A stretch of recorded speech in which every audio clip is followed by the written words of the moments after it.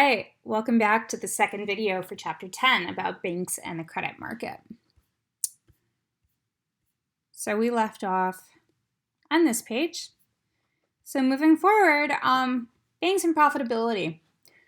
Because the core textbook places so much value on thinking about the real world, it gives a fair amount of time to thinking about what banks' profit motives may be.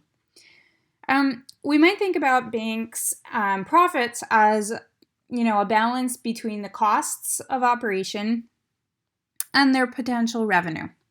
Costs for a bank to borrow come from Fed funds rate, which is the cost of borrowing from other banks, and the discount rate, which is borrowing from the central bank, which in the US we refer to as the Federal Reserve. And then finally, we might consider default interest rates, which are market rates, a combination of the Fed funds rate and the discount rate.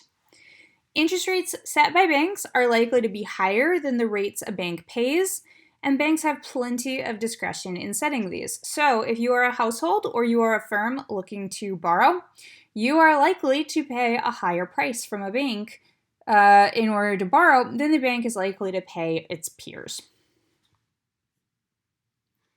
Banks, money, and the central bank. What are banks? Well, banks are institutions that hold deposits and lend to households and firms. What is a central bank? A central bank is a bank that tends to serve governments through the, at least in their historic roles, they tended to lend to governments, they tended to facilitate government expenditure, but they also can be thought of as bankers' banks. So we might think about how Bank of America or your local bank engages in routine transactions with Federal Reserve banks. And central banks' central function is to really distribute money to banks. How do they contribute to the money supply? Well, they operate through banks.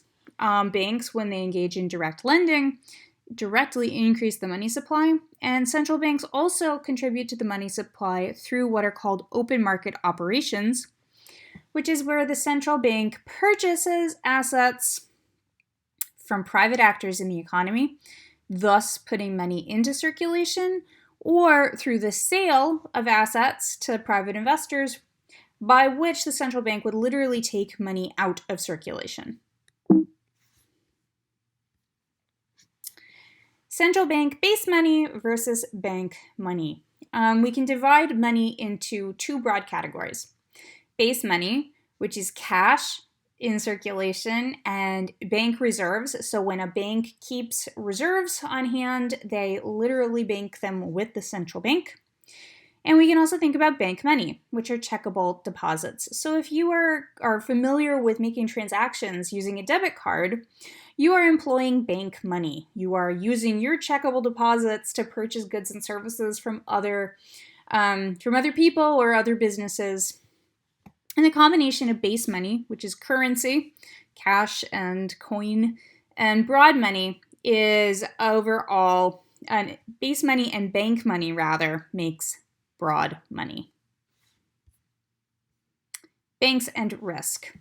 Liquidity risk is the risk that a bank cannot honor deposits. So if we think about the potential of needing to withdraw funds from your bank and your bank not having cash on hand, that would be an example of liquidity risk.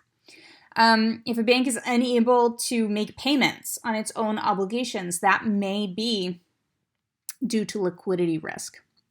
Another set of risks that banks face is the risk of default. What if a bank or a borrower cannot honor other liabilities? So if I cannot pay back my mortgage, then that could lead to my defaulting on my loan. And that's another set of risks that a bank tends to face. And then finally, there are bank runs, which is when a critical mass of customers rush to withdraw deposits from a bank, triggering a liquidity risk, triggering a liquidity crunch for the bank itself. We can skip this for the most part. The key here to remember is that central banks influence interest rates directly by setting certain interest rates and indirectly by making decisions about how much money to put into circulation. We're going to get into much greater detail about this in chapter 15, which talks about monetary policy. We're going to skip mapping a bank's assets and liabilities. And we're going to resume talking about central bank policy and investment expenditure in the third video.